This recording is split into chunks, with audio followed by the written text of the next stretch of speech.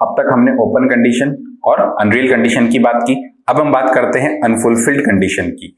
देखिए unfulfilled condition के अंदर काम जो है, एक्शन जो है वो पास्ट में होगा, यानी कि पास्ट एक्शन को शो करेगा। अनफुलफिल्ड का मतलब जो पूरा नहीं हो सका हो, यानी कि ऐसा काम जो हो सकता था लेकिन नहीं हो पाया हो, इस चीज को दर्शाने के लिए हम लोग अनफुलफिल्ड कंडीशन का इस्तेमाल करते हैं। सेंटेंस आपके सामने है, if you had worked hard, अगर तुम मेहनत करते, you would have passed the exam, तो तुम एग्जाम में पास हो जाते। देखिए कंडीशनल क्लास कौन सी है, जी हाँ, if you had worked hard, ये हमारी कौन सी क्लास है, कंडीशनल क्लास। और मेन क्लास क्या है, you would have passed the exam, ये हमारी मेन क्लास है। देखिए कंडीशनल क्लास के अंदर क्या इस्तेमाल हुआ है, जी हाँ, हैड प्लस वर्ब की थर्ड फॉर्म, यानी कि हम लोग कह सकते हैं अनफुलफिल्ड कंडीशन के अंदर कंडीशनल क्लास जो है वहां पर क्या इस्तेमाल होता है, हेड प्लस वर्ब की थर्ड फॉर्म। ये यहां पर फिक्स कर दिया जाता है। अनफुलफिल्ड कंडीशन के अंदर conditional class head plus verb की थर्ड फॉर्म के साथ आती है। और मेन क्लास के अंदर क्या इस्तेमाल होगा, जी हाँ, वुड के साथ हैव प्लस वर्ब की थर्ड फॉर्म। तो हम लोग कह सकते हैं would plus have plus verb की थर्ड फॉर्म। ये स्ट्रक्चर जो है वो अनफुलफिल्ड कंडीशन के अंदर बना दिया जाता है। एक बेसिक स्ट्रक्चर आपके सामने ये बनता है। इट मीन्स कंडीशनल क्लास के अंदर अगर हेड प्लस वर्ब की थर्ड फॉर्म है तो आप मेन क्लास में क्या इस्तेमाल करेंगे, जी हाँ, would plus have plus verb की third form. If you had worked hard, अगर तुम मेहनत करते, you would have pass the exam, तो तुम एग्जाम पास कर लेते। इट मीन्स काम हो सकता था लेकिन हो नहीं पाया, ये दर्शाने के लिए हम लोग अनफुलफिल्ड कंडीशन में जाते हैं। और काम नहीं हो पाया, इट मीन्स ये पास्ट की ही बात करेगा। सेकेंड सेंटेंस है, if I know that you are coming tonight, अगर मुझे पता होता कि तुम आज की रात आ रहे हो, I would have met you at the station, तो मैं तुम्हें स्टेशन पर ही मिल लेता। I would have met you, देखिए would plus have plus met verb की थर्ड फॉर्म है। इट मीन्स मेन क्लास हमारी किसमें है, would plus have plus verb की थर्ड फॉर्म। अब हमें कंडीशनल क्लास में क्या भरना है, जी हाँ, हेड प्लस वर्ब की थर्ड फॉर्म। तो if I had known, know की थर्ड फॉर्म क्या हो जाएगी, जी हाँ, known. If I had known, अगर मुझे पता होता that you are coming tonight, कि तुम आज की रात आ रहे थे, I would have met you at the station, तो मैं तुम्हें स्टेशन पर मिल लेता। यानी कि इस अनफुलफिल्ड कंडीशन के अंदर कंडीशनल क्लास के साथ हम लोग हमेशा क्या इस्तेमाल करेंगे, हेड प्लस वर्ब की थर्ड फॉर्म। और मेन क्लास के अंदर would plus have plus verb की थर्ड फॉर्म। देखिए जब हम लोग मॉडल्स पढ़ रहे थे तो उस समय हमने बात की थी हैव प्लस वर्ब की थर्ड फॉर्म लगा करके हम मॉडल को पास्ट में लेके जाते हैं, और यहाँ पर हमें पास्ट एक्शन ही शो करना है क्योंकि काम पास्ट में होगा। अब यहाँ पर हम लोग वुड के स्थान पर कोई भी दूसरा मॉडल लगा सकते हैं, लेकिन उसके साथ हमेशा हम लोग हैव प्लस वर्ब की थर्ड फॉर्म ही लगाएंगे। यानी कि हम लोग वही मॉडल इस्तेमाल करेंगे जो पास्ट की बात करता है, जो अपने साथ हैव प्लस वर्ब की थर्ड फॉर्म ले सकता हो। चलिए कुछ सेंटेंस देखते हैं इसके। देखिए अनफुलफिल्ड कंडीशन के अंदर कंडीशनल क्लास में क्या इस्तेमाल हो रहा है, जी हाँ, हेड प्लस वर्ब की थर्ड फॉर्म। और मेन क्लास के अंदर क्या इस्तेमाल होगा, would plus have plus verb की थर्ड फॉर्म। हम वुड को चेंज कर सकते हैं, लेकिन वुड के स्थान पर वही मॉडल लगाएंगे जो वुड की तरह ही काम करे, जो अपने बाद में हैव प्लस वर्ब की थर्ड फॉर्म ले। जैसे वुड का स्ट्रक्चर भी हैव प्लस वर्ब की थर्ड फॉर्म के साथ बन सकता था, माइट का स्ट्रक्चर भी हैव प्लस वर्ब की थर्ड फॉर्म के साथ बन सकता था। हम वो सारे मॉडल्स यहाँ इस्तेमाल करेंगे जो हमने मॉडल्स में पढ़े थे, लेकिन वो सारे पास्ट में ही जाएंगे, और पास्ट में जाने के लिए उनके साथ हैव प्लस वर्ब की थर्ड फॉर्म का इस्तेमाल करना होगा। कुछ सेंटेंस आपके सामने हैं। If we had found him earlier, अगर हम उसको पहले ढूंढ लेते। देखिए कंडीशनल क्लास है, हैड प्लस फाउंड, जी हाँ, वर्ब की थर्ड फॉर्म है। इट मीन्स अब मेन क्लास में क्या होगा, जी हाँ, would plus have plus verb की थर्ड फॉर्म। तो यहां पर क्या हो सकता है, जी हाँ, would have saved. If we had found him earlier, अगर हम उसे पहले ढूंढ लेते, we would have saved him, तो हम उसको बचा लेते। हमने would plus have plus verb की थर्ड फॉर्म का यूज किया। अगर हम एबिलिटी दर्शाना चाहते हैं, पास्ट की क्षमता अगर दर्शाना चाहते हैं, तो हम वुड के स्थान पर कुड का यूज भी कर सकते थे। If we had found him earlier, अगर हम उसे पहले ढूंढ लेते, we could have saved him, तो हम उसको बचा सकते थे। कुड का प्रयोग भी हैव प्लस वर्ब की थर्ड फॉर्म के साथ हो सकता है, हमने मॉडल में इसकी बात की है। तो हम वुड के स्थान पर मूड बदलने के लिए मॉडल भी चेंज कर सकते हैं। जैसे मे के साथ भी संरचना बनती है, मे प्लस हैव प्लस वर्ब की थर्ड फॉर्म, और वही संरचना माइट के साथ भी बनती है। अगर संभावना ज्यादा है तो हम मे का इस्तेमाल करेंगे, शायद ही कम संभावना है तो might plus have plus verb की थर्ड फॉर्म का इस्तेमाल करेंगे। नीचे वाला सेंटेंस है, if you had told me earlier. देखिए had told, had plus verb की थर्ड फॉर्म। अगर तुम मुझे पहले बता देते, आई हेल्प यू, तो मैं तुम्हारी मदद कर देता। तो यहां पर क्या इस्तेमाल होगा, जी हां, वुड हैव हेल्प्ड यू, तो मैं तुम्हारी मदद कर देता। अगर हमें ये कहना है शायद मैं तुम्हारी मदद कर सकता था, शायद ही मदद कर सकता था, इट मीन्स हमें बहुत ही कम संभावना है, तो हम माइट का प्रयोग भी कर सकते हैं, क्योंकि माइट भी अपने साथ हैव प्लस वर्ब की थर्ड फॉर्म ही लेता है। तो हम यहाँ पर वो सारे मॉडल्स इस्तेमाल कर सकते हैं जो इस तरीके से हैव प्लस वर्ब की थर्ड फॉर्म लगा करके पास्ट में चले जाते हैं।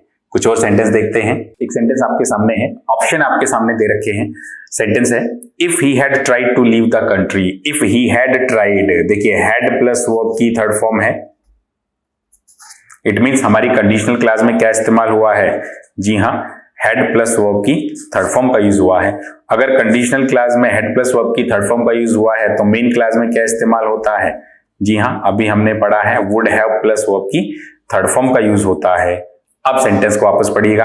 If he had tried to leave the country, if he had tried to leave the country, अगर उसने देश को छोड़ने की कोशिश की होती, ही एट द फ्रंटियर, तो उसको फ्रंटियर, देखिए फ्रंटियर मतलब बॉर्डर होता है, सीमा होता है, तो उसे सीमा पर ही रोक लिया जाता।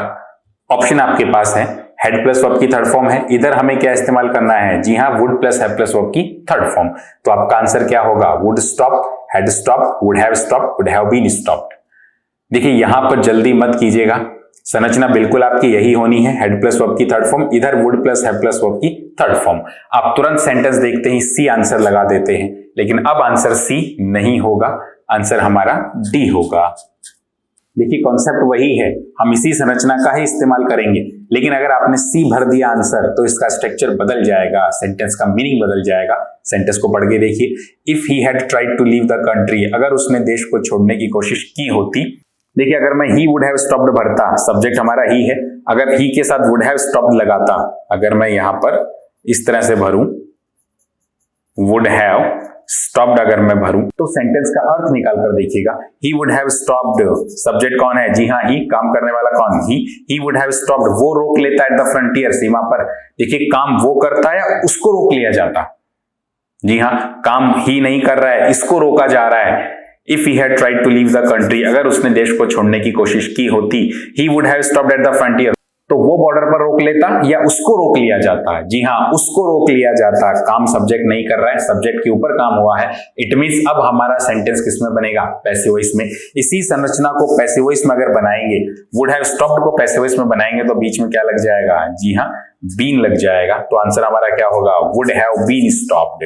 ये बीन क्यों लगा, केवल पैसिव वॉइस बनाने की वजह से बीन लगा, एक्टिव में बनाएंगे तो वुड हैव स्टॉप्ड करेंगे। तो इस तरह से छोटी छोटी चीजों का भी ध्यान रखिएगा, सेंटेंस को आराम से पढ़ करके उसके बाद ही आंसर लगाइएगा। चलिए आगे बढ़ते हैं। कुछ सेंटेंस और है आपके सामने। फर्स्ट है the plane intended to crash, देखिए प्लेन जिसको क्रैश होना था, and all the passengers died, और सारे ही पैसेंजर जिसमें मार दिए गए। देखिए प्लेन जिसको क्रैश होना था और जिसमें सारे पैसेंजर मर गए, यहां से हमें क्या नजर आ रहा है, काम पास्ट में हो चुका है, इट मींस कंडीशन हमारी ओपन नहीं बन सकती, क्योंकि ओपन कंडीशन के अंदर काम फ्यूचर में होता है। आगे पढ़ते हैं sentence. If I catch that plane I also kill, देखिए कैच का सही रूप भरना है और किल का सही रूप भरना है। सेंटेंस को फिर से पढ़िएगा। The plane intended to crash, plane जिसको क्रैश होना था, and all the passengers died, और जिसमें सारे ही पैसेंजर मारे गए। If I catch that plane, अगर मैं उस प्लेन को पकड़ लेता, यानी अगर मैं उस प्लेन में जाता, आई ऑल्सो किल, तो मैं भी मारा जाता। अर्थ इसका यही बन रहा है, अगर मैं वो प्लेन पकड़ लेता तो मैं भी मारा जाता, यानी कि उसका प्लेन पकड़ने का इरादा था या उसका प्लेन पकड़ने का प्लान था, लेकिन उसकी प्लेन छूट गई, काम हो सकता था लेकिन हो नहीं पाया हो, तो कौन सी कंडीशन लगेगी, जी हाँ अनफुलफिल्ड कंडीशन। यहां पर कौन सी कंडीशन लगनी है, अनफुलफिल्ड। और अनफुलफिल्ड कंडीशन के अंदर कंडीशनल क्लास में क्या इस्तेमाल होगा, जी हाँ हेड प्लस वर्ब की थर्ड फॉर्म। तो if I had caught, if I had caught that plane, अगर मैं वो प्लेन पकड़ लेता, आई ऑल्सो किल्ड, तो मैं भी मारा जाता। अब देखिए मेन क्लास में क्या होगा, जी हाँ वुड के साथ हैव प्लस वर्ब की third form, would have killed. लेकिन रुकिएगा, अगर मैं आई ऑल्सो वुड हैव किल्ड करूंगा तो इसका मीनिंग बदल गया, सब्जेक्ट कौन है, जी हाँ आई। अब इसका अर्थ निकालिएगा, I also would have killed, मैं भी मार देता या मुझको भी मार दिया जाता, जी हाँ मेरा भी कत्ल हो जाता, मुझे भी मार दिया जाता। इट मींस अब काम सब्जेक्ट नहीं करेगा, सब्जेक्ट पर होगा।